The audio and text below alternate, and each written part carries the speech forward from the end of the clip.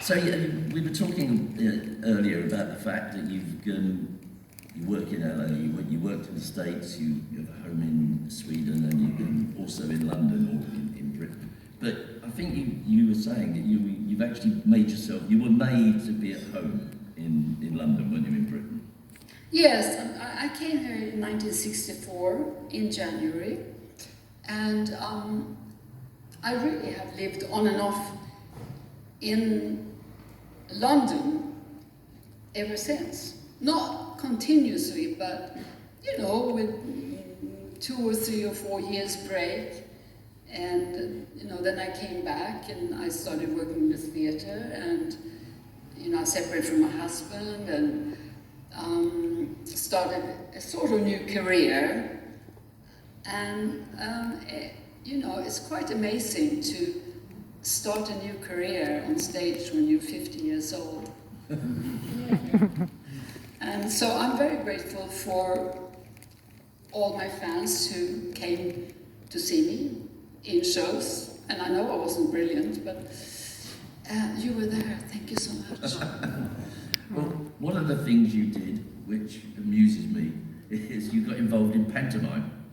And you've done quite a few pantomimes over the years. I just wondered if I could get your take. It's such a weird British thing, but you seem to take it in your stride. I did 17 pantomimes. No, you didn't. Oh, yes, I did. And I had my dog. I had a Chihuahua called Tequila. And I trained him to come on stage perfect, and no one could understand, how do you do that? I said, it's very simple.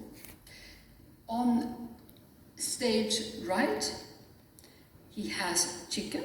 On stage left, he has chicken. So if you give him a piece of chicken and tell him go, he'll come to me.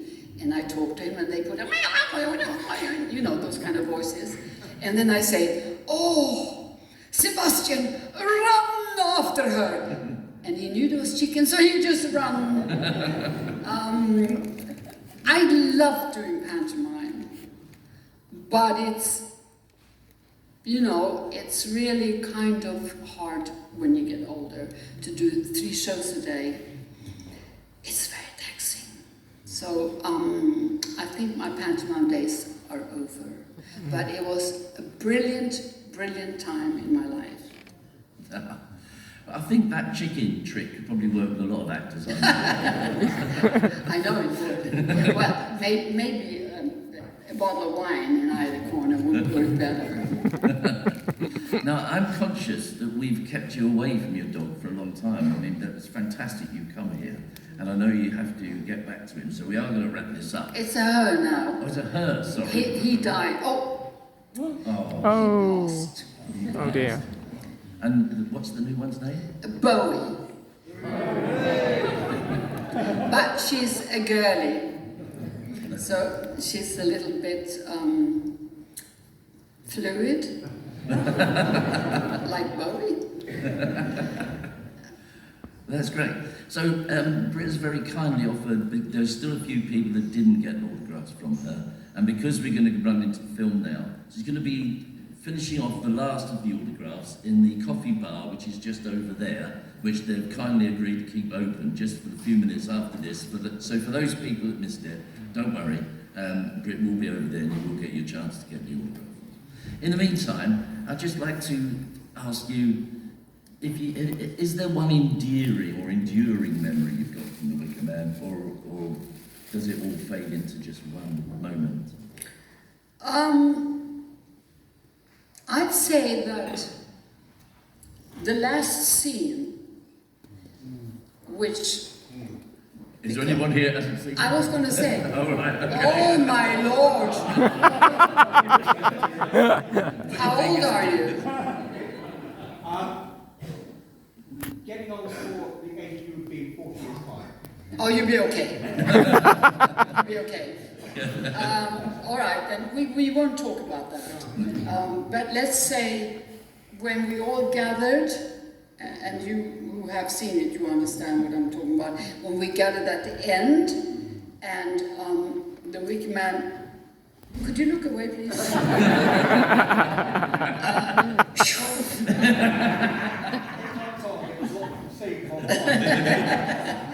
You know, that particular scene in real life was very, very difficult. Even today, I see it. I see that moment when, could you cover his eyes or his ears? When the fart in the bath is up there in the, and the goat, that scene. So we all know what I'm talking about now.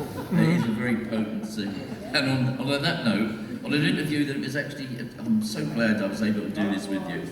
But thank you so much. Oh, you can hear now. Yeah, sorry, yeah. Thank you so much for directing me so ably for the interview. Ladies and gentlemen, please give it up for Britt Elkand.